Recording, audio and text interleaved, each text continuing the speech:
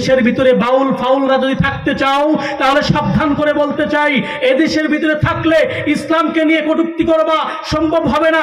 এদেশের ভিতরে থাকলে মুসলমানদের আইনকে মেনে নিয়েই, কোরআনের আইনকে মেনে নিয়েই এদেশে থাকতে হবে। ঠিক কিনা ধরে বলেন?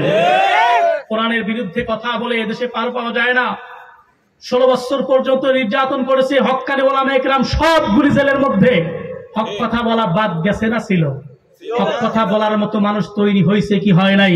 এদেশের প্রখ্যাত ইসলামী চিন্তাবিদ মুফাসসির কোরআন শুধু বাংলাদেশের নয়, সারা পৃথিবীর মধ্যে অনলি একজন পারসন, আল্লামা দেলাওয়ার হোসেন সাইদি রাহিমাহুল্লাহকে কারা নির্যাতিত করে বছরের পর বছর নির্যাতন করার পরেও তাকে হত্যা পর্যন্ত করেছে। আজকে একটা কথা আমরা বলতে চাই, এক সাইদিকে হত্যা করেছ, লক্ষ সাইদি বাংলাদেশে তৈরি হয়ে গেছে। কিয়ামত পর্যন্ত এভাবে সাইদি তৈরি হবেই হবে ইনশাআল্লাহ। নাস্তিকতা নিপাত যাক, দিন ইসলাম জিন্দাবাদ, কোটি প্রাণে একই আওয়াজ। খোদাদ্রোহী ছাড় পাবে না, এই বাংলায় ঠাই হবে না, মুসলমানরা জেগেছে আজ। জোর কদমে সামনে চলো, বজ্রকণ্ঠে আওয়াজ তোলো, সবাই মিলে একই তালে দাও না স্লোগান। নারায়ে তাকবীর, আওয়াজ নাই, আওয়াজ নাই, নারায়ে তাকবীর। ইসলামেরই জন্য দেশের হয়েছে জন্ম, ইসলামের বিরুদ্ধে গেলে দেশ হবে ভিন্ন। কথা বলেন ঠিক না বা ঠিক? ইসলামেরই জন্য দেশের হয়েছে জন্ম, ইসলামের বিরুদ্ধে গেলে দেশ হবে ভিন্ন। ইসলামের বিরুদ্ধে যারা নিয়েছ অবস্থান, এই বাংলায় ঠাই হবে না, যাও হিন্দুস্তান। গেছে কি যায় নাই? ইসলামের বিরুদ্ধে গেলে নিয়েছ অবস্থান, এই বাংলায় ঠাই হবে না, যাও হিন্দুস্তান। জোর কদমে সামনে চলো, বজ্রকণ্ঠে আওয়াজ তোলো, সবাই মিলে একই তালে দাও না স্লোগান। নারায়ে তাকবীর, নারায়ে তাকবীর। দিন ইসলাম, দিন ইসলাম জিন্দাবাদ, জিন্দাবাদ। ইসলামেরই জন্য দেশের হয়েছে জন্ম, ইসলামের বিরুদ্ধে গেলে দেশ হবে ভিন্ন। ইসলামের বিরুদ্ধে যারা নিয়েছে অবস্থান, এই বাংলায় ঠাই হয় না, গেছে হিন্দুস্তান। কথা কোন ঠিক না বটে? হিন্দুস্তানেই যাইতে হবে, কারণ তাদের জন্মই হলো হিন্দুস্তানে। কথা কয় না? আজকে আমাদের দেশ থেকে কোরআনের বিরুদ্ধে যখন আওয়াজ আসে, তখন মুসলমানদের আওয়াজ নরম হবে না উঁচু হবে? মুসলমানদের কোরআন নিয়ে কটূক্তি করলে মুসলমানদের রক্তে আগুন লেগে যাওয়ার কথা। মুসলমানদের নবীর বিরুদ্ধে কথা বললে মুসলমানের নবীর উম্মতেরা বসে থাকবে না। মুসলমানদের আল্লাহ নিয়ে কটূক্তি করলে মুসলমানেরা কখনো বসে থাকবে না। আজকে বাংলাদেশের ভিতরে যেই সমস্ত কুলাঙ্গারেরা আল্লাহকে নিয়ে কটূক্তি করে, তাদেরকে সাবধান করে বলতে চাই, এই জমিন আল্লাহর, এই জমিনে আল্লাহ ওয়ালারা এখনো জীবিত আছে, এই জমিনে হক্কানি ওলামায়ে কেরামের এখনো আছে। সাবধানে কথা বলতে হবে। যেই ব্যক্তিগুলি আল্লাহর বিরুদ্ধে কথা বলবে, তাদের বিরুদ্ধে আমাদের অ্যাকশন থাকবেই থাকবে। ঠিক কিনা ধরে বলেন? মুসলমানদের আওয়াজ হতে হবে উঁচু। মুসলমানেরা কথা বলে কার? মুসলমানেরা হুকুম মানে কার? মুসলমানেরা কোনোদিন বানানো কথা বলে না। মুসলমানেরা যে কথাগুলি বলে, হক্কানি ওলামা একরাম যে কথাগুলি বলে, সরাসরি আসমান থেকে নাজিলকৃত কিতাব থেকে আমরা কথা বলি। কোন মানুষের তৈরি তন্ত্র মন্ত্র দিয়া আমরা কখনো আলোচনা করি না, কথা বলি না। যেই মানুষগুলি আজকে আল্লাহর জমিনে বসবাস করে, আল্লাহর দেওয়া রিজিক খেয়ে, আল্লাহর দেওয়া নিয়ামতগুলি ভোগ করে, আল্লাহর সাথে নাফরমানি করতে চায়, তাদেরকে একটি ঘোষণা দিতে চাই, তোমরা আজকের এই জমিনের ভিতরে আল্লাহর সাথে নাফরমানি করে এখনো টিকে আছো, কাল হাসরের ময়দানে তোমাদেরকে আল্লাহ তাআলা আলাদা করে ফেলবে। কি করবে? আলাদা করে ফেলবে। তাদের জন্য জাহান্নাম, আমাদের জন্য জান্নাত। আলহামদুলিল্লাহ জোরে বলেন। তাদের জন্য জান্নাত, আমাদের জন্য, কারণ আমাদের ভিতরে আছে ঈমান। আমাদের ভিতরে কি আছে? ঈমান আছে। আজকে আমি একটা সহজ কথা আমার মাথায় ঢোকে না, যে এই 92% মুসলমানের দেশে বসে আল্লাহর বিরুদ্ধে কথা বলে কেমনে? আমার মনে হয় মুসলমানদের ঈমান দুর্বল হয়ে গেছে, এই জন্য সাহস পায়। এই জন্য সাহস পায়। 92% মুসলমানের দেশ। পৃথিবীর কোন রাষ্ট্রে, পৃথিবীর কোন দেশে এমন মুসলমান নাই, এত মাদ্রাসা নাই। কথা বলেন ঠিক না বা ঠিক? সারা বিশ্বের ভিতরে যেখানেই কোরআন প্রতিযোগিতা করা হয়, সেখানেই বাংলাদেশ ফার্স্ট, সেকেন্ড, থার্ড। আলহামদুলিল্লাহ বলেন। পৃথিবীর 220টি দেশের মধ্যে বারবার প্রতি বছর বারবার প্রতিনিয়ত বাংলাদেশ প্রথম, বাংলাদেশ দ্বিতীয়, বাংলাদেশী তৃতীয় স্থান অর্জন করে। অর্থাৎ বোঝা যায় এ বাংলাদেশ কোরআনের দেশ, অর্থাৎ বোঝা যায় এ বাংলাদেশ হক্কানি ওলামা একরামের দেশ। এই দেশে বসে যেই সমস্ত কুলাঙ্গারেরা ওই বাউল শিল্পীদের পক্ষে কথা বলে, ওই সমস্ত ব্যক্তিদেরকে চিহ্নিত করতে হবে। ওই সমস্ত ব্যক্তিরাই হলো ইসলামের দুশমন। ইসলামের দুশমন কারা? আমাদের মধ্যে আছে, ঠিক কিনা বলেন? আমাদের মধ্যে আছে। আমরা অনেক সময় চিনতে পারি না, আবার চেনার পরেও ভয়ে কিছু বলি না, ভয়ে কিছু বলি না। অথচ আল্লাহ পাক রব্বুল আলামিন আমাদেরকে লক্ষ্য করে বলেছেন, ইন্নাল্লাযীনা ইয়াকতুমুনা মা আনজালাল্লাহু মিনাল কিতাব ওয়া ইয়াশতারুনা বিহি থামানান কলিলা উলাইকা মা ইয়াকুলুনা ফি বুতুনিহিম ইল্লান নার ওয়া লা ইউকাল্লিমুহুমুল্লাহু ইয়াওমাল কিয়ামাহ ওয়া লা ইউযাক্কিহিম ওয়া লাহুম আযাবুন আলীম। আল্লাহ পাক রব্বুল আলামিন আমাদেরকে চোখে আঙ্গুল দেয়া দেখা দিতেছে, আমার থেকে আসমান থেকে নাজিলকৃত কিতাব তোমাদের কাছে দেওয়া হয়েছে। এই কিতাব থেকে যখন কথা বলবা, এই কথাগুলি হক কথা, এই কথাগুলি আল্লাহর কথা, এই কথাগুলি সত্য কথা। এটা বলতে গিয়ে তুমি যদি মনে করো আমি এই কথা বললে আমার বিরুদ্ধে কথা আসতে পারে, এই কথা বললে আমাকে জেলখানায় যাওয়া লাগতে পারে, এই কথা বললে আমার নেতা আমার বিরুদ্ধে যাইতে পারে, এই কথা বললে সমাজের মানুষ আমার বিরোধিতা করতে পারে, এই কারণে যদি কোনো ব্যক্তি কোরআনের সেই নাজিলকৃত আয়াতের অংশ থেকে কোনো কথা বাতিল করে মানুষকে খুশি করার জন্য মানুষের সামনে আলোচনা করে, তাহলে ওই ব্যক্তির জন্য আল্লাহ তাআলা রাখছে কঠিন জাহান্নামের ব্যবস্থা। এখন বলেন, যে ব্যক্তি কোরআন থেকে কথা বলবে উনি কি মানুষের ভয় করবে না আল্লাহর ভয় করবে? কোন মানুষের দুনিয়ার এই জেলখানার ভয় করবে না আল্লাহর জাহান্নামের ভয় করবে? তাহলে জাহান্নামের ভয় যেই ব্যক্তিগুলি করে ওই ব্যক্তি কোনো মানুষের চাটুকারিতা করতে পারে না। যেই ব্যক্তিগুলি আল্লাহ তাআলাকে ভয় করে, আল্লাহর জাহান্নামকে ভয় করে, ওই ব্যক্তিগুলি অবশ্যই ফাঁসি হইলে হবে, জেলখানায় যাওয়া লাগলে যাব, কিন্তু কোরআন থেকে হক কথা বলতে কারো চেহারার দিকে তাকাবো না। কোন দল বড় কোন দল ছোট এটা দেখার টাইম নাই, কোন নেতা সমাজের ভিতরে সবচাইতে প্রভাবশালী এটা দেখার টাইম নাই। যার মধ্যে ভুল আছে এই ভুলের কথা পৃথিবীর কোনো মানুষ না বললেও হক্কানি ওলামা একরাম আজীবন বলবেই বলবে। আল্লাহ পাক রব্বুল আলামিন আমাদের ঈমানি চেতনাকে আরো শক্তিশালী এবং মজবুত করে দিক, বলেন আমিন। আমি আজকে আলোচনার শুরুতেই পবিত্র কোরআনুল কারীম থেকে 2টি আয়াতে কারিমা তেলাওয়াত করেছি। বড় দুঃখ হয় আজকের এত সুন্দর একটা কোরআনের মাজমা, এত সুন্দর একটি কোরআনের বাগান, অর্থাৎ দুনিয়ার ভিতরে জান্নাতের বাগান, আজকে মানুষের এখানে ভিড় হওয়ার কথা, জায়গা দেওয়ার কথা না, কিন্তু এরপরেও দুঃখজনক হলেও সত্য, এখন আমার মনে হচ্ছে এখানকার চাইতে মেলার ভিতরে লোক বেশি। কেন? কারণ শয়তানের দলের লোক বেশি আর আল্লাহওয়ালা দলের লোক কম।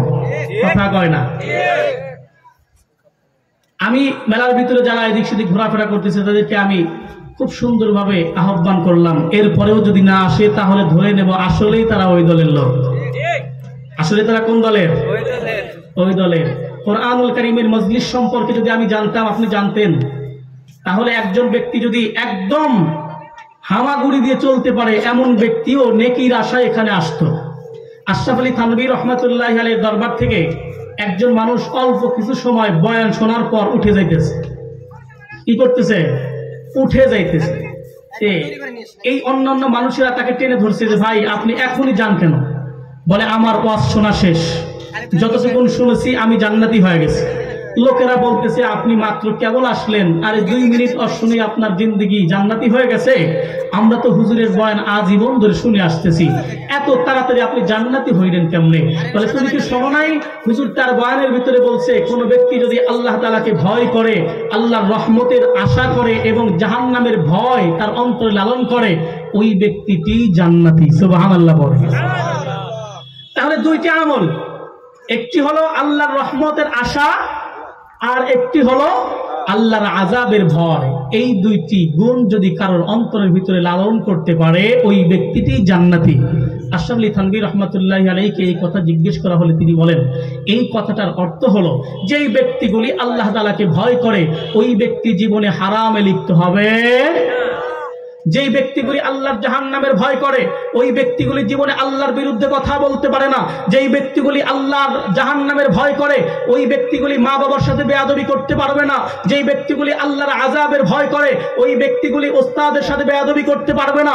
যেই ব্যক্তিগুলি আল্লাহ তাআলার আযাবের ভয় করে ওই ব্যক্তিগুলি নবীকে নিয়ে কটূক্তি করতে পারবে না। যেই ব্যক্তিগুলি আল্লাহর আযাবের ভয় করে ওই ব্যক্তি সুদ খাইতে পারবে না, ঘুষ খাইতে পারবে না, হারামে লিপ্ত হইতে পারবে না, বেনামাজি হয়ে ঘুরতে পারবে না, ফজরের আজান হলে লেপ মুড়ে দিয়ে ঘুমাইতেও পারবে না।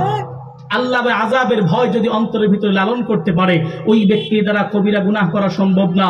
বলতে পারেন হ্যাঁ আমার এই গুণটি আছে, তাহলে আমি বলবো আল্লাহর রহমতের আশাটাও অন্তরের ভিতরে থাকতে হবে। আল্লাহর রহমতের আশা আপনাকে আমাকে জিজ্ঞেস করলে বলবো হ্যাঁ আমি আল্লাহর রহমতের আশা করি। কিন্তু প্রকৃতপক্ষে যেই ব্যক্তিটি আল্লাহর রহমতের আশা রাখে, অন্তরের ভিতরে লালন করে, আল্লাহর রহমতের আশা রাখলে কোরআনের মজলিস বাদ দিয়ে অন্য কোনো জায়গায় গোলমাল করা সম্ভব হয় না।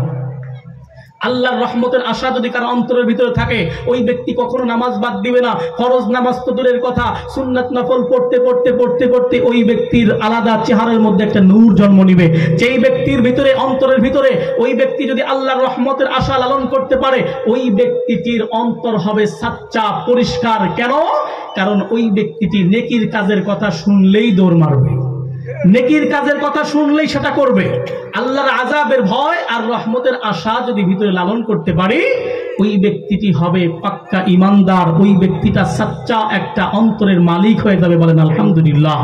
আমি আলোচনার শুরুতে যে আয়াতে কারিমা তেলাওয়াত করেছি আল্লাহ পাক রব্বুল আলামিন বলেন ওয়া আতিউল্লাহা ওয়া রাসূলাহু ওয়া লা তানাযাউ ফাতাফশালু ওয়া তাযহাবা রিহুকুম আসবিরু ইন্নাল্লাহা মাআস সাবিরিন। আল্লাহ পাক রব্বুল আলামিন এখানে আল্লাহ পাক রব্বুল আলামিনের গোলামি করতে বলছেন। ওয়া আতিউর রাসূল, রাসূলের এরকম গুরুত্ব বুঝাইছেন, তার গোলামি দাসত্ব করতে বলছেন, তার তরিকা অবলম্বন করতে বলছেন, নবীজির পথ অবলম্বন করতে বলছেন। তারপরে কি বলতেছেন যে তোমরা একত্রিত হও, আলাদা হও না। মুসলমানেরা তোমরা একত্রিত হও, কি হও না? আলাদা হয়েও না। তোমরা নিজেদের মধ্যে বিবাদ করো না। মুসলমান যারা নিজেদের মধ্যে বিবাদ করো না। নিশ্চয়ই তোমরা ধৈর্যশীল যদি হতে পারো, ধৈর্যশীলদের সাথেই আল্লাহ তাআলা আছেন, ধৈর্যশীলদের সাথেই আল্লাহ তাআলা আছেন। তাহলে আল্লাহ তাআলা আমাদেরকে হুকুম করলেন কয়টা? প্রথম, আল্লাহ তাআলার হুকুম পালন করো, আল্লাহ তাআলার গোলামি করো। সেকেন্ড, এই ব্যক্তিটি রাসূলের অনুগত্য করবে, গোলামি করবে। এরপরে থার্ড নাম্বার, এই ব্যক্তিটি অবশ্যই মুসলমানদের মধ্যে মিল রেখে কাজ করবে, মুসলমানদের মধ্যে বিবাদ করবে না। যদি বিবাদ না করে ধৈর্য ধরে তাহলে ওই ব্যক্তির সাথে আল্লাহ তাআলা স্বয়ং রয়েছে। যেই ব্যক্তির সাথে আল্লাহ আছে ওই ব্যক্তির আর কোনো টেনশন আছে? যেই ব্যক্তির সাথে আল্লাহ আছে ওই ব্যক্তির আর ভয় আছে? ভয় নাই। তাহলে কি করতে হবে? আল্লাহর দাসত্ব নবীর তরিকা পথ অবলম্বন তো করতেই হবে। আবার মুসলমানদের মধ্যে বিভেদ করা যাবে না। মুসলমানদের মধ্যে আজকে বিভিন্ন দল তৈরি হয়েছে, হয়েছে কি হয় নাই? অনেক দল তৈরি হয়েছে। আমি বলবো যারা হক্কানি, যারা হক দল তাদের সাথে আমরা একত্রিত হব, আর নয় কোনো ভেদাভেদ। আমাদের মুসলমানদের মধ্যে ভেদাভেদ হওয়ার কারণে আজকে কাফেররা এখানে এসে চান্স পায়। আজকে আমাদের মধ্যে বিভেদ থাকার কারণে আজকে ওই যে বাউল শিল্পীরা আজকে আল্লাহকে নিয়ে কটূক্তি করতে পারে। কেন? কারণ মুসলমানদের একদল আমাদের বিরুদ্ধে বললেও আর এক দল তো পক্ষ নেয়। আসলে আদৌ তারা মুসলমান হইতে পারে নাই, কিন্তু মুসলমানের নাম অবলম্বন করে, মুসলমান বাপ ছিল মুসলমান, দাদা ছিল মুসলমান, এই জন্য মুসলমান, এমন মুসলমান হয়ে যখন ওই সমস্ত কুলাঙ্গারদেরকে সাপোর্ট করে, বুঝতে হবে তারাও ওই দলের ওই কুলাঙ্গারের বাচ্চা। কথা বলে না? আল্লাহ পাক রব্বুল আলামিন আমাদের দিনের সঠিক সহি বুঝদান করুন। বিগত দিনে অনেক অনেক ইতিহাস রয়েছে। আল্লাহ পাক রব্বুল আলামিন আমাদেরকে দায়িত্ব দিলেন যে নবীর গোলামি করো, নবীর পথ অবলম্বন করো, নবীর দাসত্ব করো, আমি আল্লাহর দাসত্ব করো, মুসলমানদের মধ্যে ঐক্য থাকো, বিভেদ করো না, ধৈর্যশীল হও, আল্লাহ তাআলা তোমাদের সাথেই থাকবে। মুসলমান বন্ধুরা আমার, আল্লাহ পাক রব্বুল আলামিন আমাদেরকে ইয়া আইয়ুহাল্লাযীনা আমানু বলে অনেকবার ডাক দিয়েছেন। ঈমানদারদেরকে স্পেশাল ভাবে ডাক দিয়েছেন। ইয়া আইয়ুহান নাসু এখন বলে নাই। আল্লাহ পাক রব্বুল আলামিন সূরা হজ ৭৭ নম্বর আয়াতে কারিমায় বলেন ইয়া আইয়ুহাল্লাযীনা আমানুর কাউ, আমানু বলে ঈমানদার বলে আল্লাহ তাআলা আমাদেরকে সম্বোধন করে কি বুঝাইতে চান? আল্লাহ পাক চান যে বান্দা যেন এই পৃথিবী থেকে নেক আমল করে জান্নাতে যাইতে পারে। বান্দা যেন এই পৃথিবীতে আসার পরে এই পৃথিবী থেকে জান্নাতে যাইতে পারে, এই জন্য এত কিছু ব্যবস্থা, এই জন্য এত কিছু গাইডলাইন, এই জন্য আল্লাহ পাক রব্বুল আলামিন আমাদেরকে সংবিধান দিয়েছেন। এটা বাংলাদেশের সংবিধান নয়, এটা ইউরোপ আমেরিকার সংবিধান নয়, এটা হলো আসমান থেকে নাজিলকৃত একটা সহি তরিকার একটা সংবিধান, যেটা আল্লাহ তাআলা স্বয়ং আমাদের জন্য চয়েস করেছেন।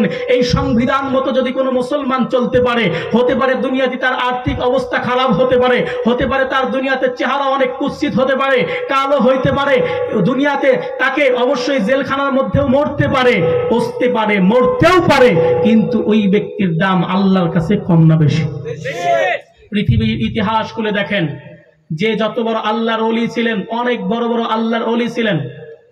এমনকি আমরা যে ইমামের অনুসারী ইমাম আবু হানিফা রহমতুল্লাহ আলাইহি, ওনার জীবদ্দশা, ওনার জীবনী পড়ে দেখেন, উনি ওই সময়ের শাসকের দ্বারা নির্যাতিত হয়ে জেলখানার ভিতরে কারাবরণ করে লং টাইম পর্যন্ত জেলখানার ভিতরে থাকার পরে ওই জেলখানার ভিতরেই আমাদের ইমাম আবু হানিফা রহমতুল্লাহ আলাইহি মৃত্যুবরণ করছে।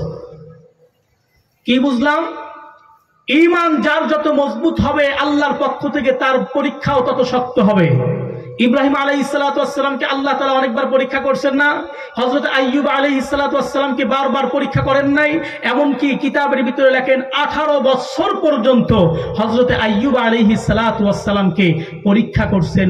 এরকম শরীরের ভিতরে ঘা হয়ে গেছে, ঘা হয়ে গেছে, শরীরের ভিতরে এমন ঘা হয়ে গেছে যে পোকা তার শরীরের গোশতগুলি ডুকলে ডুকলে খাইতেছে।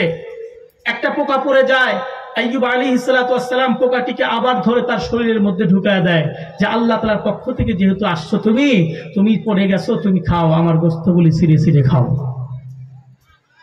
আমাদের কাছে যত বিপদ আসে, এই বিপদ কিন্তু আল্লাহ পাক রব্বুল আলামিন আমাদেরকে পরীক্ষা করার জন্য দেয়। ওমা আসাবাকুম মিন মুসিবাতিন ফাবিমা কাসাবাত আইদিকুম ওয়া ইয়াফু আন কাসীর। বিপদ আমাদের কাছে আসে হলো 3 কারণে। কয় কারণে? 3 কারণে। আপনাদের কি ঘুম ধরছে?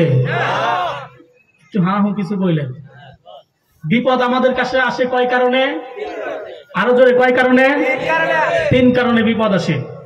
1 নাম্বার কারণ, আমরা যখন নাফরমানির চূড়ান্ত সীমায় পৌঁছে যাই, গুনাহ করি, আল্লাহর সাথে নাফরমানি করি, তখন আমাদের আযাব স্বরূপ কিছু বিপদ আসে, মুসিবত আসে। এরপরে আল্লাহ পাক রব্বুল আলামিন আমাদেরকে পরীক্ষা করার জন্য কিছু মুসিবত পাঠায় দেন, যে এই মুসিবত দেওয়ার পরে দেখি আমার বান্দা আমাকে ভুলে যায় কিনা।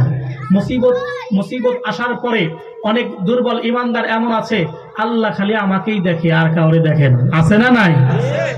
বিপদ আসছে আমাকে পরীক্ষা করার জন্য, যদি গুনাহগার না হই, চোর বাটপার না হই, অন্যের জমি দখল না করি, যদি আমি ইউনিয়ন পরিষদের চেয়ারম্যান হওয়ার কারণে আমি অন্যের সব গরিব দুঃখীর মাল লুটে পুটে আমিই খাইলাম, এমন যদি না হই, যদি হকের পথে থাকি, এরপরেও আমার উপর বিপদ আসে, তাহলে 1 নম্বরে বুঝতে হবে আল্লাহ তাআলা আমাকে পরীক্ষা করতেছেন। কি করতেছেন? পরীক্ষা করতেছেন। আচ্ছা গেল 2 নাম্বার, পরীক্ষা করার জন্য আল্লাহ তাআলা আমাদের উপর বিপদ দেন। 3 নাম্বারের বিপদ দেন কেন? যদি বান্দা ওই বিপদ পাওয়ার পরেও আল্লাহ তাআলার নাফরমানি না করে যদি ধৈর্য ধারণ করতে পারে, এই ধৈর্য ধারণ করার কারণে কিয়ামতের দিন আল্লাহ পাক রব্বুল আলামিন এই বিপদের কারণে তার সিংহাসন আরো উঁচু মানের করে দিবেন। সুবহানাল্লাহ জোরে পড়েন। আল্লাহ পাক রব্বুল আলামিন আমাদের মর্তবা আরো উঁচা করে দিবেন এই বিপদে ধৈর্য ধারণ করার কারণে, যদি হকের উপর থাকি, এরপরে যদি বিপদ হয়। আইয়ুব আলাইহিস সালাতু ওয়াস সালাম কোন অপরাধ করছিলেন? পৃথিবীতে যত নবী আসছেন, কোন নবী কি কোনোদিন অপরাধ করছেন? পৃথিবীর সমস্ত নবীরা ছিল নিষ্পাপ, কোনোদিন কোনো ভুল করে নাই। তাদেরকে দ্বারা আল্লাহ তাআলা ভুল করাইতে দেয় নাই। ভুল হওয়ার উপক্রম হইলেই আল্লাহ পাক রব্বুল আলামিন সরাসরি তার কুদরতি হাত দিয়া সেই ভুল থেকে তাদেরকে ফিরিয়ে দিয়েছেন। আল্লাহ পাক রব্বুল আলামিনের পয়গম্বর যারা ছিলেন, 16 লক্ষ পয়গম্বর পৃথিবীতে যারা আছেন, একজন পয়গম্বর কখনো কোনো ভুল করেনি, তাদের কোনো দোষ নাই, তারা নির্দোষ, তারা নিষ্পাপ। এই কথা যারা বিশ্বাস করবে না, খোদার কসম করে বলি, আল্লাহর নবী প্রত্যেকটা নবী নিষ্পাপ, এই কথা যারা বিশ্বাস করে না, ওই ব্যক্তিদের ঈমান নাই। নবীরা নিষ্পাপ, এই কথা যে বিশ্বাস করবে না, ঈমান থাকবে না। এটা ঈমান থাকার জন্য 6টি বিষয়, এই 6টি বিষয়ের মধ্যে একটি বিষয়, প্রত্যেকটা নবীর উপর ঈমান আনতে হবে।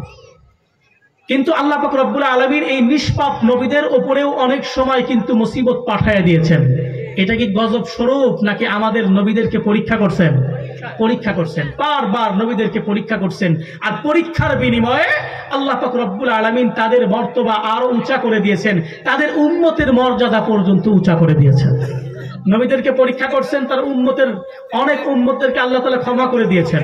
ইতিহাস করে দেখেন, ইব্রাহিম আলাইহিস সালাতু ওয়াস সালামকে আল্লাহ পাক রব্বুল আলামিন অনেক অনেক বড় বড় অনেক পরীক্ষা করছেন।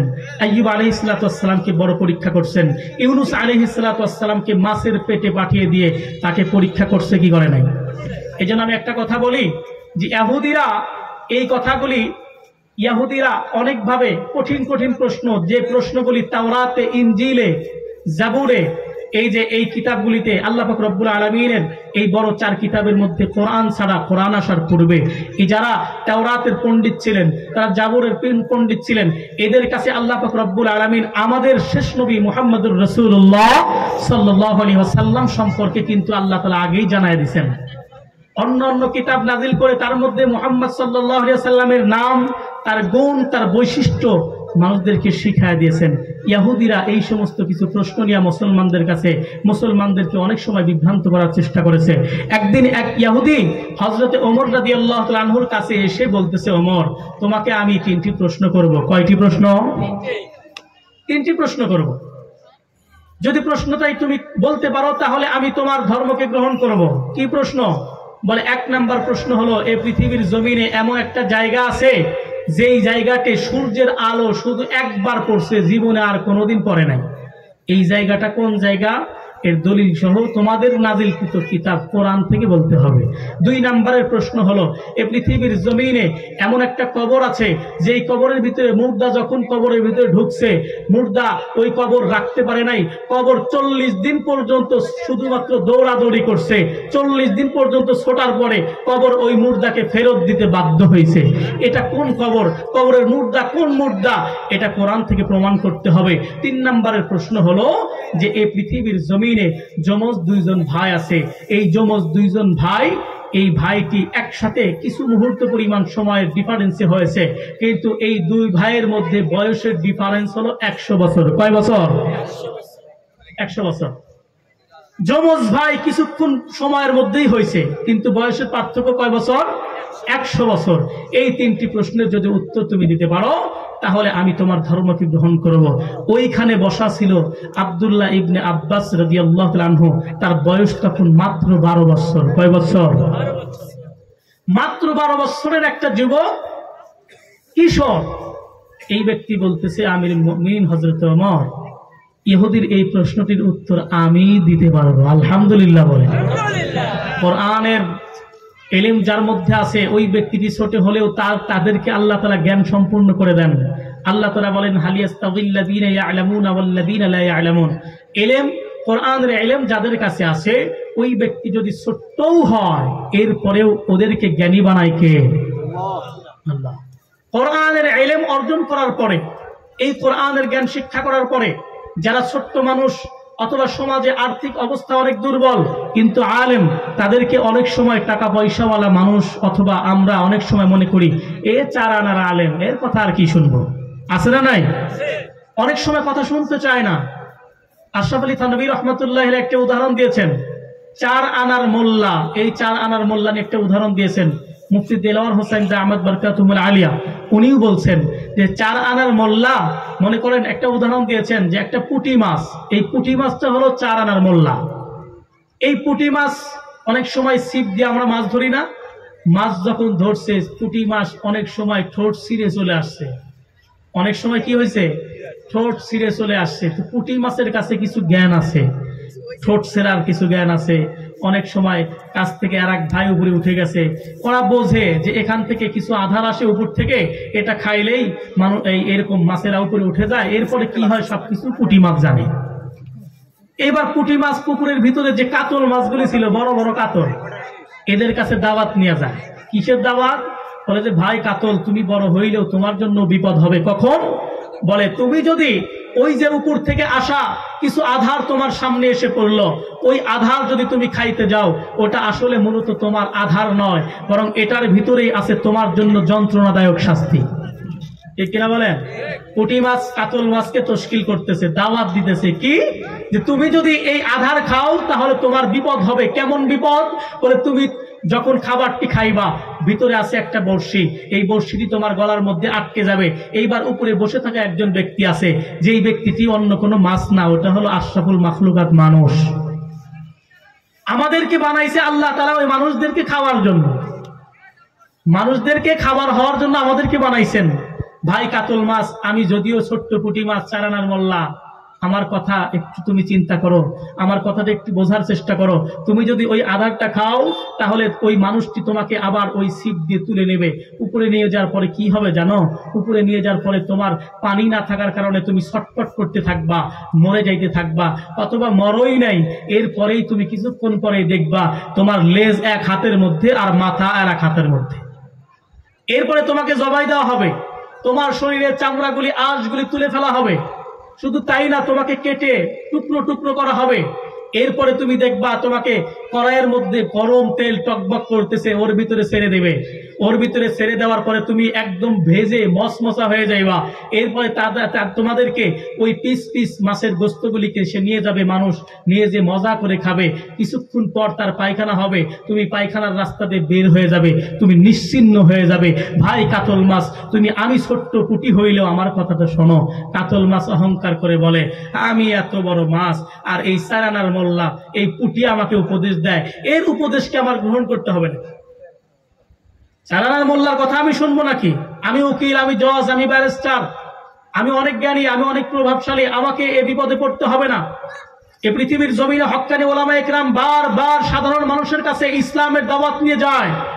বারবার পৃথিবীর সাধারণ মানুষগুলির কাছে যখন ইসলামের দাওয়াত নিয়ে যায়, ওই এক শ্রেণীর মানুষ বলে, এদের কথা আর কি শুনবো, সেই কবে আখেরাত আর কবে কবর জগৎ, এটা শোনার টাইম নেই, আমরা নগদে বিশ্বাসী, এটা বিশ্বাস করি না।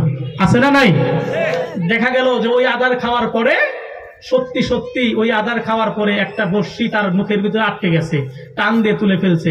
এতক্ষণ পর্যন্ত পুঁটি মাছ যা বলছে সবকিছু বাস্তবায়ন হয়ে গেছে। আমাদের অবস্থাও হবে এরকম। আমরা এখন বুঝতেছি না, বারবার ওলামা একরাম ওয়াজের মাঠে সাধারণ মানুষদেরকে বুঝাইতেছে, বিভিন্ন পদ্ধতিতে মসজিদে জুমার বয়ানে বারবার বুঝাইতেছে, এ দুনিয়া ধোকা, ধোকা, এছাড়া আর কিছুই না। দুনিয়া আমাদেরকে ধোকা দিচ্ছে, দুনিয়ার মহাব্বত আমাদেরকে ধোকা দিচ্ছে। এই দুনিয়ার মহাব্বতের ভিতরে বর্ষি লুকিয়ে আছে। আমরা যদি আখেরাত বাদ দিয়ে এই দুনিয়াকে খাওয়ার জন্য দৌড়াই দৌড়াই, এক পর্যায়ে আমার অবস্থা ওই কাতল মাছের মতোই হবে। এক পর্যায়ে দেখা যাবে যে আমার সময় যখন ফুরিয়ে যাবে, ছটফট করতে শুরু করব, আজরাইল আসবে, জানটা বাহির করে নিয়ে যাবে, মসমসা করে ভেজে ফেলবে জাহান্নামের আগুনে। নাউজুবিল্লাহ জোরে বলেন। আওয়াজ নাই মুসলমানদের, মুসলমানদের আওয়াজ হবে উঁচু। তাকবীর দেন একবার, নারায়ে তাকবীর।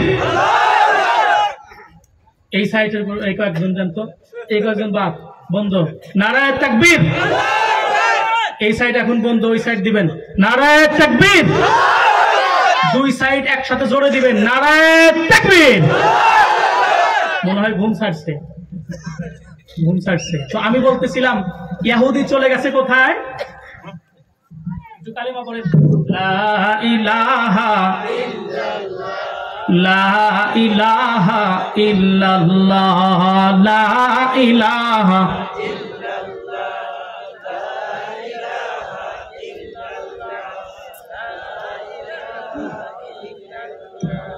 লা ইলাহা ইল্লাল্লাহ, লা ইলাহা লা ইলাহা ইল্লাল্লাহ, লা ইলাহা লা ইলাহা ইল্লাল্লাহু মুহাম্মাদুর রাসূলুল্লাহ সাল্লাল্লাহু আলাইহি ওয়াসাল্লাম। আল্লাহ পাক রব্বুল আলামিন আমাদের সামনে এত সুন্দর ইসলামের বিধিবিধান দিয়েছেন কোরআনের মাধ্যমে। যেই ব্যক্তিগুলি এই বিধিবিধানের উপর চলবে তার জন্য জান্নাত অনেক সহজ হয়ে যাবে। কদ জাআকুম মিনাল্লাহি নূরুন ওয়া কিতাবুম মুবিন। যে কোরআন থেকে আজকে আলোচনা করা হচ্ছে, এই কোরআনটি একটি নূর। এই কোরআন কি জোরে বলেন? নূর। কেমন নূর? বলে এ পৃথিবী থেকে জান্নাতে যাওয়ার রাস্তা হলো অন্ধকার। এই অন্ধকার রাস্তায় বিভিন্ন দিকে ভুল হইতে পারে, শয়তানের আক্রমণ আসতে পারে, অন্যদিকে চলে যাইতে পারে, এরপরে নফসে আম্মারা ধোঁকা দিতে পারে, অন্যদিকে চলে যাইতে পারে। কিন্তু কোরআনের নূর নামক আলো যার কাছে আসে, এই ব্যক্তিটি পৃথিবী থেকে অন্ধকারাচ্ছন্ন রাস্তা আলো দিয়ে পার হইতে হইতে জান্নাতে চলে যাবে। আমরা সেই কোরআনের মজলিসে বসতে পেরে খুশি না বেজা? আলহামদুলিল্লাহ বলেন সবাই। ইহুদি প্রশ্ন করছে কয়টা মনে আছে? 1 নাম্বার প্রশ্ন, পৃথিবীর জমিনে এমন একটা জায়গা আছে যেই জায়গায় সূর্যের আলো মাত্র একবার পড়ছে জীবনে, কোনোদিন আর পড়বে না। 2 নাম্বার প্রশ্ন হলো, পৃথিবীর জমিনে একটা কবর আছে যেই কবরটিতে মুর্দা যাওয়ার পরেই কবর আর থাকতে পারে নাই, মুর্দা ঢোকার পরেই কবর 40 দিন পর্যন্ত শুধু দৌড়ই মারছে, দৌড়াইতে দৌড়াইতে 40 দিন পর কবর মুর্দাকে পৃথিবীতে ফেরত দিতে বাধ্য হয়ে গেছে। 3 নাম্বারের প্রশ্ন করছে, এই পৃথিবীর জমিনে 2 জন ভাই, যমজ ভাই, অল্প কিছু মুহূর্ত পরিমাণ সময়ের ডিফারেন্সে জন্মগ্রহণ করার পরেও এই 2 ভাইয়ের মধ্যে বয়সের ডিফারেন্স হলো 100 বছর। এই 3টি প্রশ্নের উত্তর যখন ওমর রাদিয়াল্লাহু তাআলা দিবেন, এমন সময় ছোট্ট বালক 12 বছরের কিশোর ইবনে আব্বাস রাদিয়াল্লাহু তাআলা আনহু, আব্দুল্লাহ ইবনে আব্বাস রাদিয়াল্লাহু তাআলা আনহুর বয়স তখন 12 বছর। মুহাদ্দিসিন ইকরাম লেখেন যে এই আব্দুল্লাহ ইবনে আব্বাস রাদিয়াল্লাহু তাআলা আনহু তখন বলতেছে, আমিরুল মুমিনিন, আমি একটু এই ইহুদির প্রশ্নের জবাব দিতে চাই। সুবহানাল্লাহ। আগামী বছর প্রশ্নের উত্তর দিতে চাইতেছে। কি উত্তর? ডেকে বলতেছে, এই ইহুদি, তোমার এই 3 প্রশ্নের উত্তর আমিরুল মুমিনিনের দিতে হবে না, আমার মতো ছোট্ট বালকটিও এই প্রশ্নের উত্তর দিতে পারবে কোরআন থেকে। কিভাবে? আল্লাহ পাক রব্বুল আলামিন সেই কথাগুলি কোরআনুল কারীমের ভিতরে সম্পূর্ণ স্পষ্টভাবে আমাদেরকে শিখায় দিয়েছেন। আল্লাহ পাক রব্বুল আলামিন যত পয়গম্বর পৃথিবীতে প্রেরণ করেছিলেন তার মধ্যে একজন জলিলুল কদর একজন পয়গম্বর আছে, তার নাম হলো হযরতে মূসা আলাইহিস সালাতু ওয়াস সালাম। নাম শুনছেন আপনারা? মূসা আলাইহিস সালাতু ওয়াস সালাম নাম জানা আছে? ওনার সময়ের একটা টপ শয়তান ছিল, তার নাম কি? কি নাম? টপ শয়তান, তার নাম হলো ফেরাউন। তার নাম কি? যে ফেরাউনের বংশধর কিন্তু এখনো পৃথিবীতে আছে, আছে না নাই? ফেরাউনের বংশধরে বাংলাদেশ ভরপুর হয়ে গেছে, শুধু বাংলাদেশ না, পৃথিবীর অন্য অন্য জায়গায় ভরপুর হয়ে গেছে। ফেরাউনের বংশধর আছে বলে ফিলিস্তিনের মুসলমানেরা আজকে নির্যাতিত, নিষ্পেষিত। ফেরাউনের সেই তাদের বংশধর আছে বলে আজকে বাংলাদেশের ভিতরেও কোরআনের বিরুদ্ধে কথা বলা হয়। ফেরাউনের বংশধরেরা আছে বলে কোরআনের বিরুদ্ধে, হাদিসের বিরুদ্ধে, নবীর বিরুদ্ধে, আল্লাহ নিয়েও কটূক্তি করা সম্ভব এই বাংলাদেশের ভিতরে। আজকে মুসলমানদের রক্তে আগুন লাগা দরকার। মুসলমানের এই কথা কখনো সহ্য করবে না। এই বাউল আবুল সরকার নামে এই বাউলকে যদি ফাঁসির কাস্টে ঝুলানো না হয়, তাহলে আমরা মুসলমানেরা এই কথা জীবনেও ভুলবো না।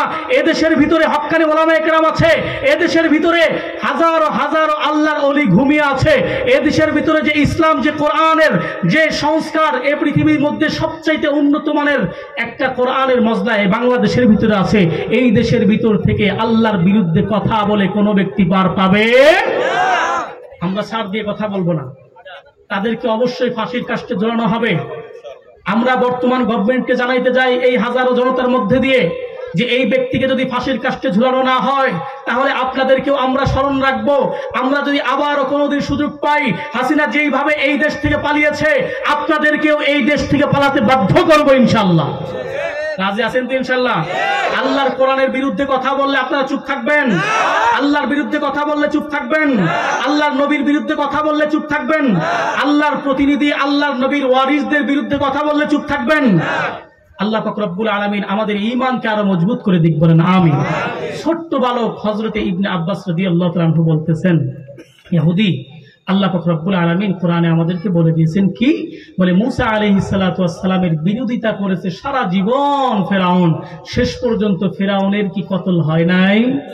কিভাবে হয়েছে? বলে সাগরের মধ্যে এমন ভাবে চুবাইছে, নাকের মধ্যে দিয়ে কাদা, মুখের মধ্যে দিয়ে কাদা। তখন নাকি কিতাবের ভিতরে লেখেন, তাফসীর ইবনে কাসীর উল্লেখ রয়েছে, তখন নাকি ফেরাউন এরকম বলতে চাইতেছে, তার অন্তর থেকে বলতে চাইতেছে মূসার আল্লাহ সঠিক। এই কথা বলবে এখন।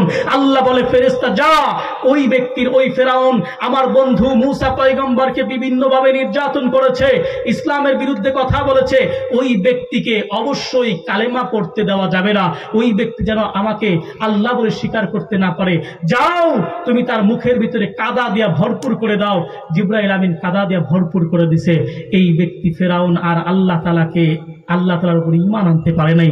আল্লাহ পাক রব্বুল আলামিন সে কথাটাও আমাদেরকে শিখিয়ে দিয়েছেন। মুসলমান আমরা ঈমানদার, আমরা মুসলমান।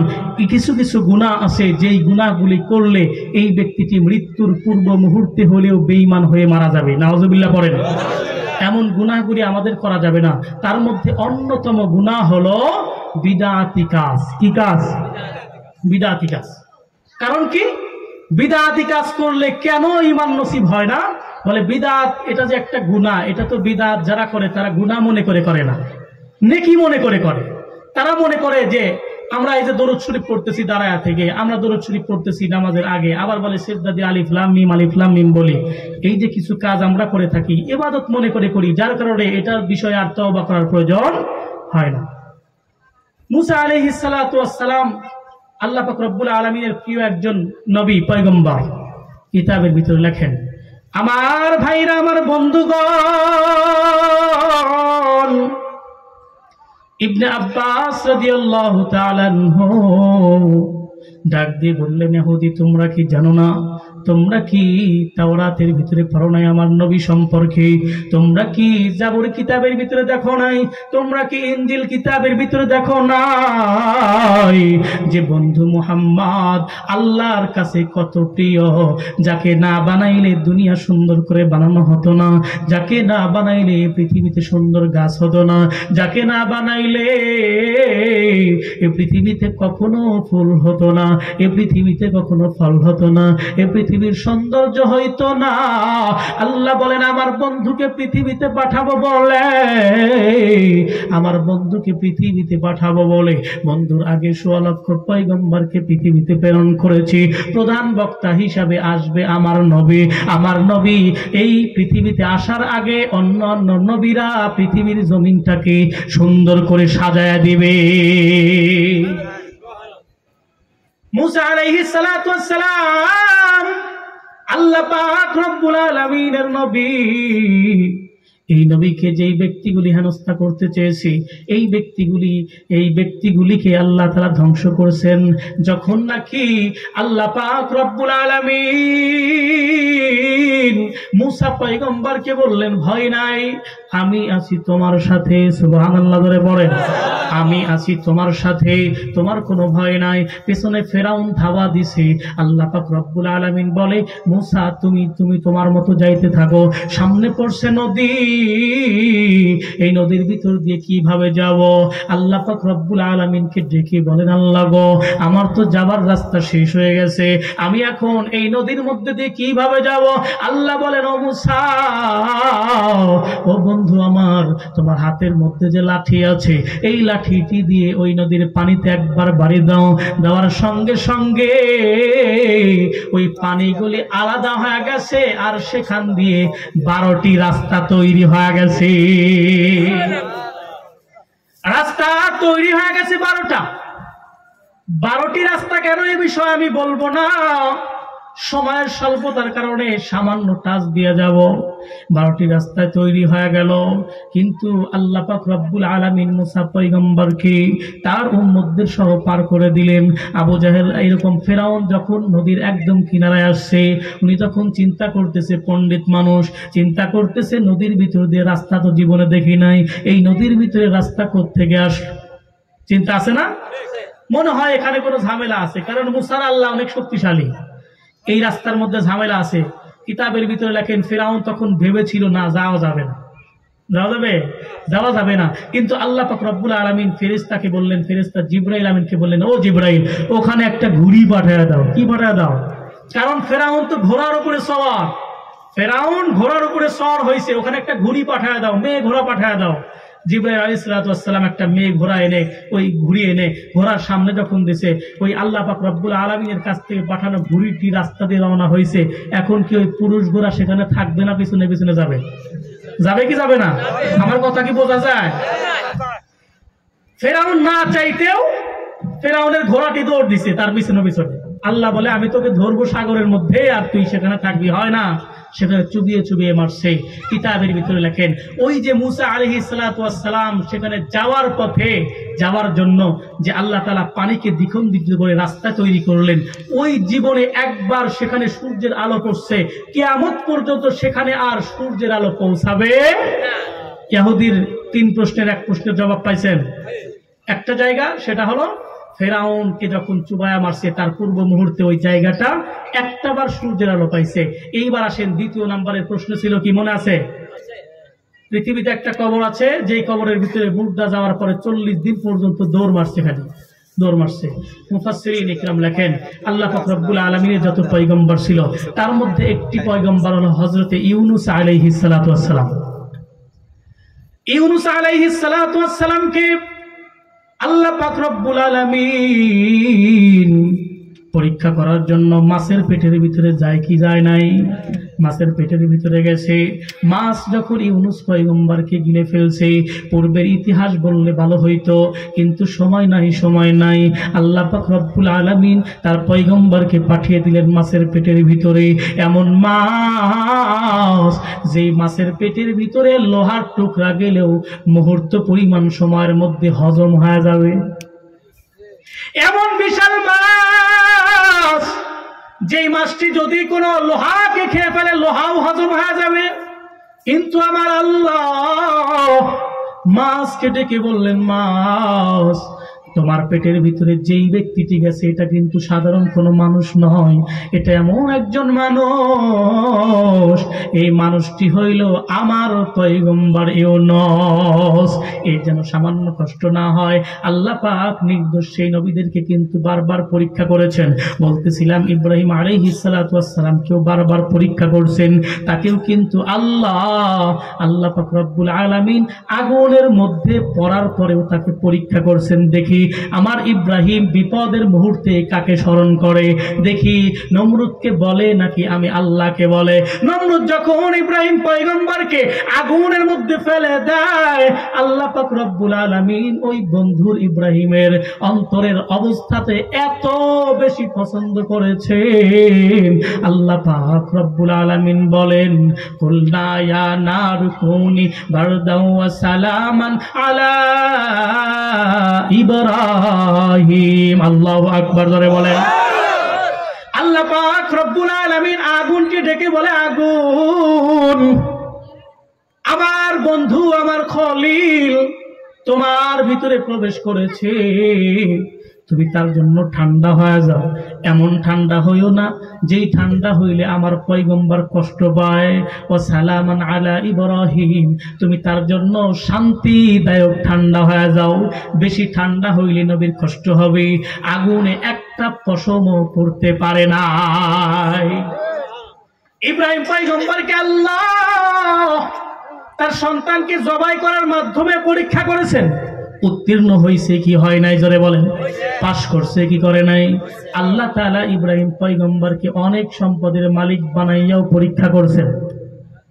এত সম্পদ আল্লাহ তাআলা যখন নাকি ইব্রাহিম পয়গম্বরকে বারবার পরীক্ষা করার পর তাকে যখন খলিলুল্লাহ বানালেন, যখন বললেন ইব্রাহিম আমার খলিল আমার বন্ধু, ফেরেশতারা তখন ডেকে বললেন আল্লাহ গো, ইব্রাহিম পয়গম্বরের এত বেশি সম্পদ, এত বেশি সম্পদের মালিক কি করে আল্লাহর বন্ধু হয়, খলিল হয়?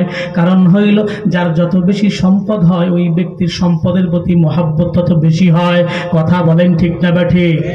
সম্পদ যার যত বেশি তার জন্য তার অন্তরের ভিতরে সম্পদের মহাব্বত তত বেশি থাকে। ইব্রাহিমের এত সম্পদ হওয়ার পরেও ওই ব্যক্তিটি কিভাবে আল্লাহর খলিল হইয়া যায়? আল্লাহ পাক রব্বুল আলামিন তখন ডেকে বললেন জিবরাইল আমার বন্ধু বারবার পরীক্ষা করার পর পাশ করে এই ব্যক্তিকে আমি খলিল বলছি, আমার বন্ধু বলছি। তোমরা বলতেছো ইব্রাহিমের অনেক সম্পদের মহাব্বত আছে, যাও যাও যাও আমার বন্ধু ইব্রাহিমকে পরীক্ষা করে আসো, দেখো আমার বন্ধুর অন্তরের ভিতরে সম্পদের মহাব্বত নাকি আমি আল্লাহর মহাব্বত। আল্লাহ পাক রব্বুল আলামিনের নির্দেশ পাওয়ার পর জিবরাইল আমিন চলে গেলেন মানুষের রূপ ধারণ করে ইব্রাহিম পয়গম্বরের ঘরের সামনে। কোথায় গেছে? ইব্রাহিম পয়গম্বরের ঘরের সামনে গিয়ে আল্লাহর প্রশংসার গান বলে। কি বলে? আল্লাহর প্রশংসার বাক্যগুলি বলে। আল্লাহর প্রশংসার গান যখন উচ্চারণ করে, তখন নাকি ইব্রাহিম পয়গম্বরের কানের মধ্যে যখন আল্লাহর পয়গম্বরের গানের আওয়াজ চলে গেছে, আল্লাহর পয়গম্বরকে নিয়ে গান বলতেছে, নবীজির শানে গান। এমন গান যখন বলছে, ইব্রাহিম পয়গম্বরের অন্তরের ভিতরে আল্লাহ তাআলার প্রেম জাগছে, এমন প্রেম জাগছে বন্ধু। এইবার পয়গম্বর ইব্রাহিম ঘরের মধ্যে থেকে বাইরে চলে আসছে আল্লাহর প্রশংসার গান শোনার জন্য। আমাদের সমাজেও কি বর্তমান যুবকেরা গান শোনে কি শোনে না? আল্লাহর প্রশংসার গান নাকি শয়তানের প্রশংসার গান? কথাগণ, শয়তানের প্রশংসার গান।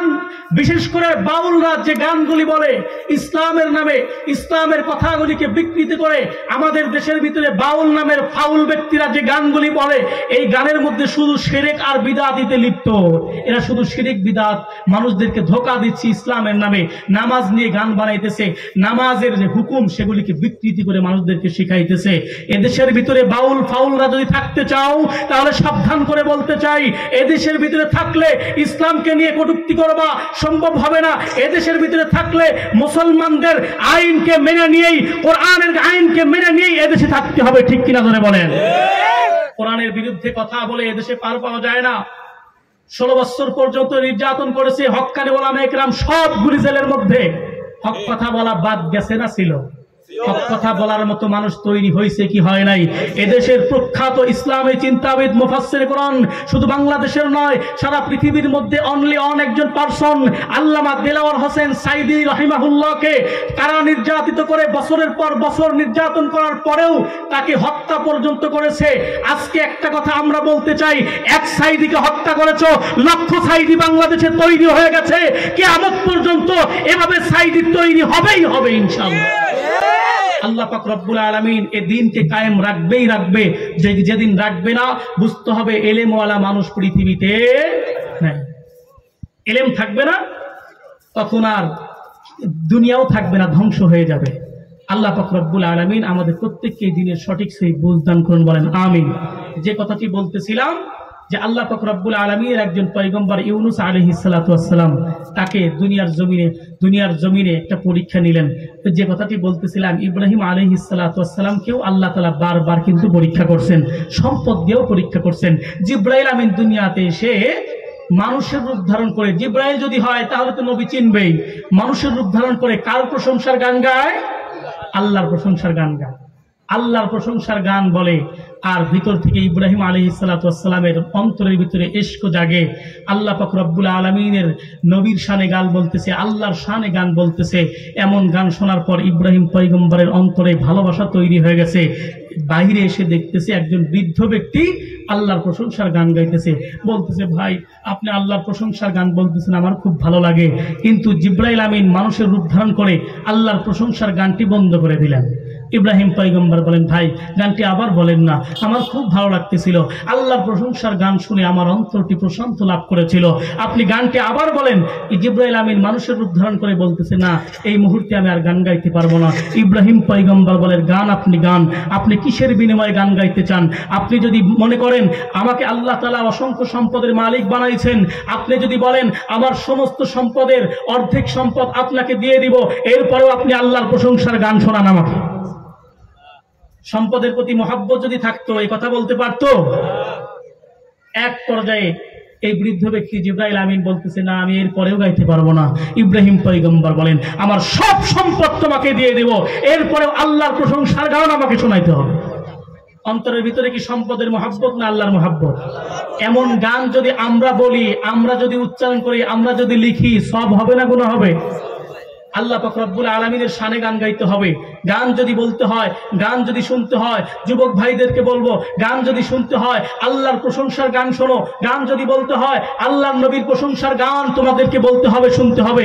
বললেই আল্লাহ তাআলা এই গানকে উসিলা করে মাফ করে দিতে পারেন। সুবহানাল্লাহ করে বলেন, কিতনা মুবারক চেহারা है कितनी प्यारा दी है, कितनी प्यारा दी है तेरा चेहरा नूर देख करे प्यार, कुदरत में बनाया हो तुम मुझे पागल कर जाती है कुदरत में बनाया हो तुम मुझे पागल कर जाती है মারহাবা জোরে বলেন কতই না সুন্দর আমার নবীর চেহারা আমার নবীর সৌন্দর্য দেখে কাফেররা পর্যন্ত বলে উঠেছে এমন সুন্দর চেহারার অধিকারী মানুষ কখনো পাগল হইতে পারে না এমন সুন্দর চেহারার অধিকারী মানুষ এই মানুষ জীবনে কখনো খারাপ হইতে পারে না তার সাথে যতক্ষণ পর্যন্ত সময় দিয়েছে অল্প মুহূর্ত পরিমাণ সময় দেওয়ার কারণে ওই ব্যক্তিটিও পড়তে বাধ্য হয়েছে লা ইলাহা ইল্লাল্লাহ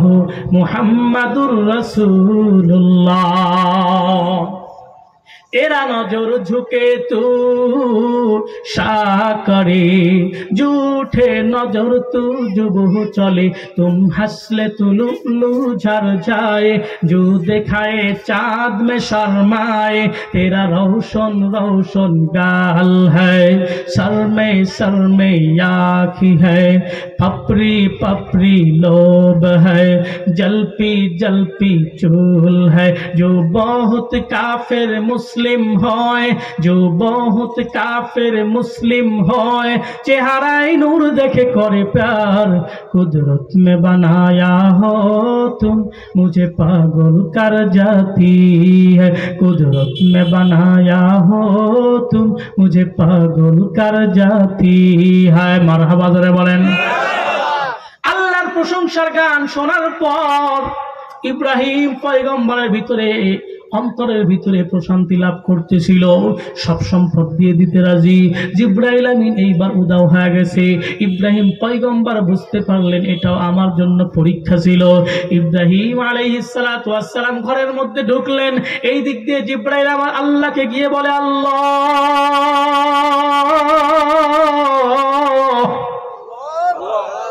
ও আল্লাহ আপনি তো বলেছেন ইব্রাহিম খলিল আপনি তো বলেছেন ইব্রাহিম খলিলুল্লাহ আপনি যখন খলিলুল্লাহ বলেছিলেন আমরা তখন বলেছিলাম কোনোভাবেই সম্ভব না কারণ মানুষের যদি বেশি সম্পদ থাকে সম্পদের প্রতি মহব্বত থাকে এই মুহূর্তের মধ্যে আপনার পয়গম্বর ইব্রাহিমকে পরীক্ষা করে দেখেছি ইব্রাহিম পয়গম্বরের অন্তরের ভিতরে যারা পরিমাণ এরকম সম্পদের মহব্বত নাই 100% আল্লাহ আপনার মহব্বত আছে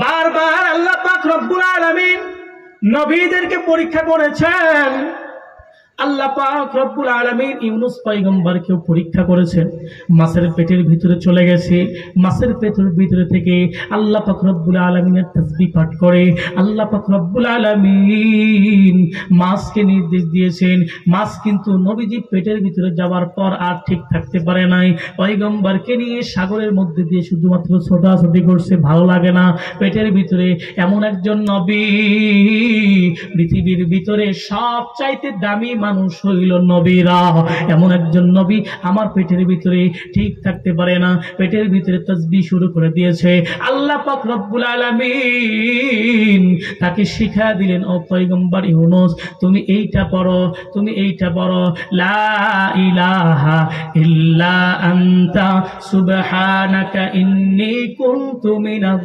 জালিমিন আল্লাহু আকবার বলেন আল্লাহ পাক রব্বুল আলামিন আমাদেরকেও শিক্ষা দিয়ে দিলেন সূরা আম্বিয়ার ভিতরে আসছে আল্লাহ তাআলা আমাদেরকেও শিক্ষা দিয়ে দিলেন ও বান্দা তুমি যদি কোনো মুসিবতে পড়ো তুমি যদি কোনো বিপদে পড়ো সর্বপ্রথম আমি আল্লাহকে স্মরণ করে লা ইলাহা ইল্লা আনতা সুবহানাকা ইন্নী কুনতু মিনাজ জালিমিন এই আয়াত যদি তুমি পাঠ করতে থাকো আমি আল্লাহ তোমাকে বিপদ থেকে রক্ষা করব আল্লাহ পাক রব্বুল আলামিন ইউনূস পয়গম্বরকে শিক্ষা দিলেন বন্ধু এই আয়াতে কারিমা তেলাওয়াত করো তেলাওয়াত করতে শুরু করলেন তেলাওয়াত করতে দেরি মাছ আর সহ্য করতে পারে না মাছ দৌড়ে গিয়ে একদম সাগরের পাড়ে গিয়ে তাকে উগড়ায় দিতে বাধ্য হয়ে গেছে পয়গম্বর এখানে চলে আসছেন আল্লাহ পাক রব্বুল আলামিন এই কথাগুলি কোরআনুল কারীমের মাধ্যমে আমাদেরকে শিক্ষা দিয়েছেন আব্দুল্লাহ ইবনে আব্বাস রাদিয়াল্লাহু তাআলা আনহু আমাদেরকে এটাই বুঝায় বুঝাইলেন। ওই ইহুদিকে বললেন, ইহুদি তোমার দ্বিতীয় নাম্বারের প্রশ্ন হয়েছে কি হয় নাই? দ্বিতীয় নাম্বারের প্রশ্ন পেয়ে গেছেন। 3 নাম্বার প্রশ্ন ছিল, পৃথিবীর জমিনে দুইজন ভাই একসাথেই জন্মগ্রহণ করছে, যমজ ভাই, বয়সের ডিফারেন্স হলো 100 বছর। কিতাবের ভিতরে লেখেন সময় দিয়েছে মাত্র 5 মিনিট। সংক্ষিপ্ত আকারে শুধুমাত্র মূল নির্দেশটা বলবো। আল্লাহর বান্দা হযরতে উযাইর আলাইহিস সালাতু ওয়াস সালাম, মুফাসসিরিন ইকরাম বলেন এরাও ছিল নবী। পৃথিবীর জমিনে একজন পয়গম্বর ছিলেন। উযাইর আলাইহিস সালাতু ওয়াস সালাম একজন পয়গম্বর ছিলেন। উনি একদিন রাস্তা দিয়ে যায়, এই রাস্তা দিয়ে যাবার সময় দেখতেছে একটা প্রাচীর, একটা বাউন্ডারি, একটা ওয়াল অথবা একটা ঘর। এই ঘরটি ভেঙে চুরে একদম নিচে পড়ে আছে। এটা দেখার পরে চিন্তা করলেন, আল্লাহ,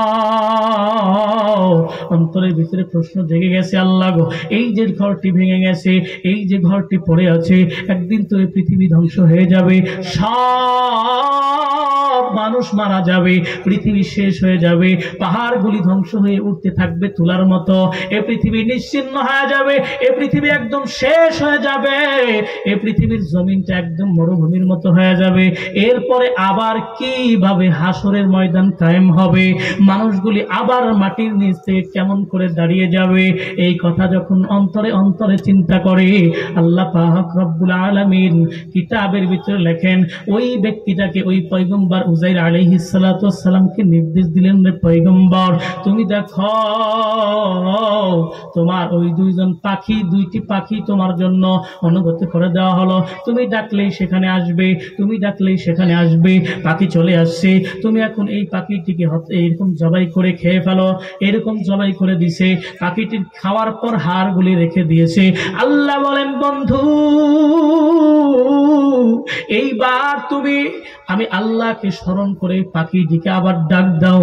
দেখা গেল কি, পয়গম্বর যখন ডাক দিয়েছেন, ওই হাড়গুলি একত্রিত হলো, আস্তে আস্তে গোশতগুলি লাগলো, আস্তে করে তার শরীরের মধ্যে দিয়ে লোমগুলি তৈরি হয়ে গেল। সঙ্গে সঙ্গে তার চোখের সামনে মুহূর্তের মধ্যে ওই মরা পাখির হাড়গুলি একত্রিত হয়ে একটা পাখিতে রূপান্তরিত হয়ে যায়। অন্যত্র কিতাবের ভিতরে লেখেন, পয়গম্বর উযাইর আলাইহিস সালাতু ওয়াস সালামের কাছে একটি থলে ছিল, ব্যাগ ছিল, ব্যাগের মধ্যে কিছু কাঁচা আঙ্গুর ছিল। এই আঙ্গুর ঘর এরকম থলের মধ্যে আছে, ব্যাগের মধ্যে আছে। সাথে ছিল একটা ঘোড়া, এই ঘোড়াটি গাছের সাথে বাঁধছে। আল্লাহ পাক রব্বুল আলামিন পয়গম্বর উযাইর আলাইহিস সালাতু ওয়াস সালামের চোখের মধ্যে ঘুম দিয়া দিলেন। ইবনে আব্বাস রাদিয়াল্লাহু তাআলা আনহু ইহুদিকে বলতেছেন, যখন ঘুম দিয়া দিলেন, চোখ এবং কানের মধ্যে আল্লাহ তাআলা ঘুম দিয়া দিলেন, সঙ্গে সঙ্গে ওই ইহুদি বলতেছে, আব্দুল্লাহ, তুমি তো মাত্র বললা কোরআনের জ্ঞান যার কাছে আছে ওই ব্যক্তিটিকে আল্লাহ তাআলা জ্ঞানী বানায়া দেয়, তাহলে তুমি কিভাবে বলো কানের মধ্যেও ঘুম দিয়া দিল? ইবনে আব্বাস রাদিয়াল্লাহু তাআলা আনহু ডেকে বলে, ইহুদি, মানুষ যখন ঘুমায় শুধু চোখ ঘুমায় না, বরং কানও ঘুমায় যায়। যতক্ষণ পর্যন্ত কান ঘুমায় না, ততক্ষণ পর্যন্ত চোখ ঘুমাইতেও পারে না। আপনার কান যদি সজাগ থাকে, তাহলে চোখ ঘুমাইতে পারবে না। যতক্ষণ পর্যন্ত কান ঘুমাবে না, ততক্ষণ পর্যন্ত কোনো মানুষের চোখ ঘুমাবে না। ইবনে আব্বাস রাদিয়াল্লাহু তাআলা আনহু বলেন, চোখ কান যখন ঘুমিয়ে পড়ল, ব্যাগের ভিতরে থাকছে আঙ্গুর কিন্তু কাঁচা। কতদিন পর্যন্ত থাকবে? ফ্রিজে তো রাখে নাই, রাখছে ব্যাগের মধ্যে। কতদিন পর্যন্ত থাকবে? বলে একটা ঘুম দিছে, আল্লাহ পাক রব্বুল আলামিন এক ঘুমে তার 100 বছর পার করে দিছে। 100 বছর পর আল্লাহ পাক রব্বুল আলামিন তাকে আবার জাগ্রত করে দিয়েছে। আল্লাহ তাআলার ক্ষমতা আছে না নাই? আল্লাহ তাআলা জাগ্রত করে দিয়েছেন। জাগ্রত হওয়ার পর দেখতেছে, আমি তো এখানে ঘোড়াটি বেঁধে রাখছিলাম, ঘোড়া কই? দেখে সেখানে একটা শুধুমাত্র মাটির মধ্যে চিহ্ন আছে। আল্লাহ পাক রব্বুল আলামিন পয়গম্বরকে বোঝানোর জন্য এই ঘটনাটি ঘটাইলেন। আল্লাহ পাক রব্বুল আলামিন দেখে বললেন, পয়গম্বর, তুমি তো মাত্র বললা এত ধ্বংসস্তূপ কিভাবে একত্রিত হবে? এ দুনিয়া ফানা, এ দুনিয়া একদম ধূলিসাৎ হয়ে যাবে। এর ভিতরে আবার মানুষ কিভাবে হাসরের ময়দানে উঠবে? ও বন্ধু, এই পৃথিবীর জমিনটাকে শুধুমাত্র আল্লাহ তাআলার হুকুমের দ্বারা রাখছেন। একটা হুকুম হবে তো পৃথিবী ধ্বংস হয়ে যাবে। আল্লাহ পাক রব্বুল আলামিন আজরাইলকে ডেকে বলবেন, ও আজরাইল, আজকে আর একজন নয়, দুইজন নয়, তিনজন নয়, চারজন নয়, আজকে এই মুহূর্তের মধ্যে পৃথিবীর জমিনে যত মানুষ আছে, পৃথিবীর প্রত্যেকটা মানুষের জান কবজ করতে হবে। যখন নাকি ইসরাফিল আলাইহিস সালাতু ওয়াস সালাম সিংহায় ফুৎকার দিয়ে দিবেন, পৃথিবী আস্তে আস্তে সুমধুর কণ্ঠের আওয়াজ আসবে। মানুষগুলি তখন চিন্তা করবে, এত কণ্ঠস্বর, এত সুন্দর একটা সুর, এ বাঁশির সুর কোত্থেকে আসে? সেই দিকে ছুটতে থাকবে। ছোটবেলায় পড়ছেন হ্যামিলিনের বাঁশিওয়ালা গল্প, এইরকম হ্যামিলিনের বাঁশিওয়ালার গল্পের মতো ছুটতে থাকবে। হঠাৎ করে আওয়াজ আস্তে আস্তে আস্তে আস্তে বিকট হয়ে যাবে, মানুষের কানের তালা ফেটে যাবে, পাহাড়গুলি পেটে একদম চুরমার হয়ে যাবে। কিতাবের ভিতরে লেখেন আল্লাহ তাআলা কোরআনুল কারীমের ভিতরে বলেন, এই পাহাড়গুলি একদম চুরমার হয়ে তুলার মতো উঠতে থাকবে। আজকের পৃথিবী কোন কোন জায়গায় অনেক উঁচু পাহাড়, কোন কোন জায়গায় হবে এরকম প্রশান্ত মহাসাগরের তলদেশ ৩৬,০০০ ফিট, এরকম প্রশান্ত মহাসাগরের তলদেশ ৩৩,০০০ ফিট হবে। আল্লাহ পাক রব্বুল আলামিন যখন হাসরের ময়দান কায়েম করবেন, এই সাগরের তলা আর পাহাড়ের উঁচা এরকম অসমতল থাকবে না। পৃথিবীর জমিনটা একদম সমতল মরুভূমির মতো হয়ে যাবে। আল্লাহ তাআলা ডেকে বলবেন, আজরাইল, দুনিয়াতে আর কে কে আছে? বলে একজন মানুষও এখানে নাই। বলে কে কে আছে? বলে শুধুমাত্র ইসরাফিল আছে, শুধুমাত্র জিব্রাইল আছে আর মিকাইল আছে। বলে ইসরাফিলের জানটা কবজ করো।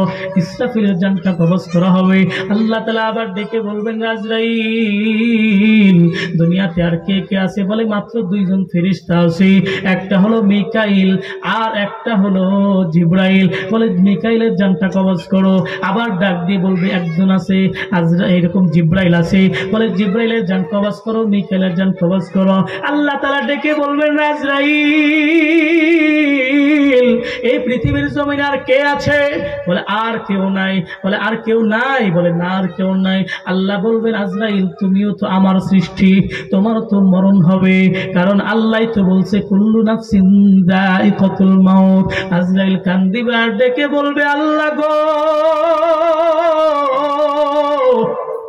দুনিয়ার জমিনে মার কাছ থেকে সন্তানকে ছিনিয়ে নিয়ে আসছে, সন্তানের কোলের মধ্য থেকে বাবাকে ছিনিয়ে নিয়ে আসছে, সন্তানের কোলের মধ্য থেকে মাকে ছিনিয়ে নিয়ে আসছে। গো আল্লাহ, ওই মানুষগুলি কত কান্না করছে,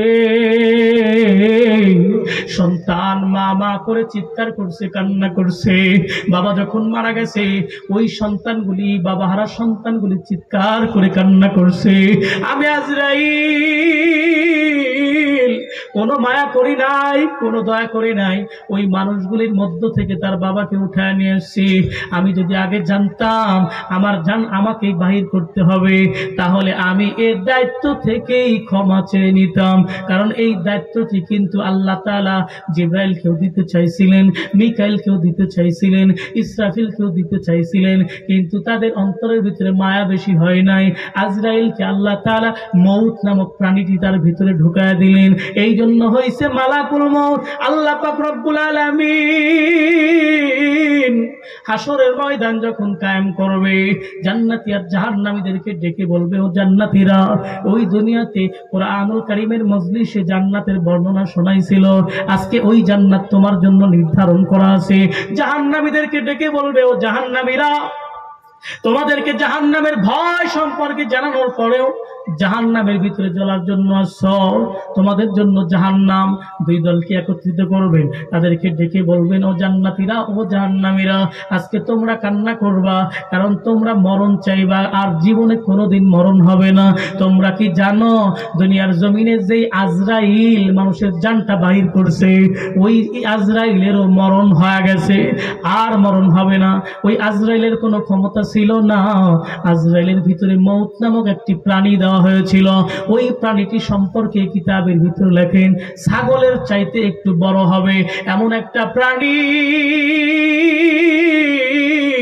এত ভয়ঙ্কর, এত শক্তিশালী এই ভয়ঙ্কর মওত, এই মওত থেকে আল্লাহ পাক রব্বুল আলামিন এই জান্নাতি আর জাহান্নামী মানুষের দলের মধ্যে এরকম নিয়ে আসবেন। জান্নাতীদেরকে ডেকে বলবেন, জাহান্নামীদেরকে ডেকে বলবেন, ও বান্দারা আজকে এই মওত নামক প্রাণীটিকে আমি জবাই করে দিলাম।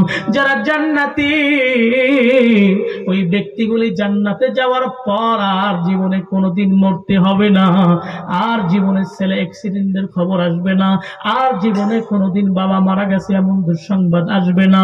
যেই ব্যক্তিগুলি জাহান্নামী ওই ব্যক্তিগুলি জাহান্নামের আগুনে জ্বলতে থাকবে, আগুনের কষ্ট সহ্য করতে পারবে না, বিভিন্ন প্রকারের শাস্তির ব্যবস্থা জাহান্নামের মধ্যে আছে। মানুষগুলি তখন কান্না করে আর ডেকে বলবে, আল্লাহ গো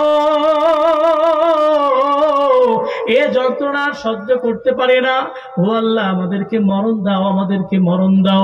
আল্লাহ বলবে আর জীবনে কোনোদিন মরণ হবে না। এই কঠিন আযাব থেকে আল্লাহ তাআলা যেন আমাদের সকলকেই বাঁচায় দেন, বলেন আমিন। আল্লাহ পাক রব্বুল আলামিন আমাদেরকে বললেন যে তোমরা কি করো,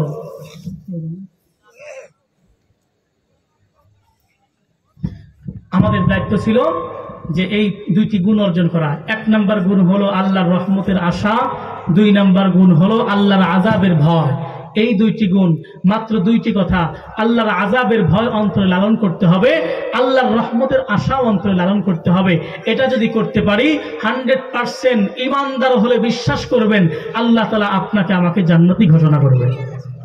শেষ পর্যন্ত ইউনুস আলাইহিস সালাতু ওয়াস সালামকে কিন্তু ফেরত দিতে বাধ্য হয়েছেন। আবার উযাইর আলাইহিস সালাতু ওয়াস সালামকে আল্লাহ পাক রব্বুল আলামিন এমন ঘুম দিলেন, 100 বছর একটানা ঘুমাইলেন। ঘুম থেকে জাগ্রত হওয়ার পর বলতেছে, আমার ঘোড়া কই? ঘোড়া তো সাথেই ছিল, ঘোড়া কই? বলে ঘোড়া তো দেখো মাটির ভিতরে একটু দাগ আছে, শুধু হাড্ডি গুড্ডি সহ মিশে গেছে, ঘোড়া নাই। আল্লাহ পাক রব্বুল আলামিন ডেকে বললেন, ও বন্ধু উযাইর, তুমি তোমার ব্যাগের ভিতরে হাত দিয়ে দেখো। ব্যাগের ভিতরে হাত দিয়া দেখতেছে যে আঙ্গুর রাখছে কাঁচা, এই আঙ্গুর একদম আগের মতোই তাজা আছে। সুবহানাল্লাহ। আগামীকাল এটা ক্ষমতা কার? আঙ্গুর পচার কথা 3 দিনের মধ্যে, আঙ্গুর ঠিকই আছে, ঘোড়াটি পরে মাটির সাথে মিশে গেছে, 100 বছর সময় গেছে। আল্লাহ পাক রব্বুল আলামিন বললেন, এই ক্ষমতা আমি আল্লাহ, আমি চাইলে কাউকে একদম নিমিষের মধ্যেই ডাবায় দিতে পারি, আবার কেউ চাইলে পৃথিবীর সমস্ত মানুষ যদি তার বিরোধিতা করে তার সম্মান আমি উঁচু করতে পারি। এই ক্ষমতা কার? আল্লাহ পাক রব্বুল আলামিন উযাইর পয়গম্বরকে ডেকে বললেন, ও পয়গম্বর, এখন তুমি যদি ইচ্ছা করো তাহলে তোমার ঘোড়াটিকে ডাক দিয়ে উঠাইতেও পারবা। ডাক দিছে, সঙ্গে সঙ্গে ঘোড়া উঠে দাঁড়ায় গেছে। এই ক্ষমতার মালিক কে? আল্লাহ পাক রব্বুল আলামিন বুঝাই দিলেন। ওই যে 100 বছর ঘুমাইলেন, এই দিক দিয়ে তার যে একটা ভাই ছিল যমজ ভাই, ওই যমজ ভাইয়ের বয়স কি থেমে থাকছে? থেমে থাকে না। কিন্তু আল্লাহ তাআলা উযাইর পয়গম্বরকে 100 বছর ঘুম পাড়াইলেন। তার হায়াত, তার সময় সেখানেই থেমেছিল, সে যেভাবে ঘুমাইছে সেভাবেই ছিল। ওই দিক দিয়ে তার ভাইয়ের 100 বছর সময় অতিবাহিত হয়ে সে বৃদ্ধ হয়ে গেছে, কিন্তু এই দিক দিয়ে যমজ ভাই কিন্তু তার বয়স 100 বছর কম। আব্দুল্লাহ ইবনে আব্বাস রাদিয়াল্লাহু তাআলা আনহু তখন বললেন, ও ইহুদি, তোমার এই প্রশ্নের উত্তর কি তুমি পাইছো? ইহুদি বলে, হ্যাঁ, উত্তর আমি পাইছি। তাহলে তুমি তো বলছিলা উত্তর দিতে পারলে তুমি আমাদের ধর্মকে কবুল করবা। এইবার এই ইহুদি বলতেছে, বলছিলাম কিন্তু এখন আর মনে হইতেছে না। কারণ এ পৃথিবীর সবচাইতে মুসলমানদের দুশ্মন হলো ইহুদি খ্রিস্টান।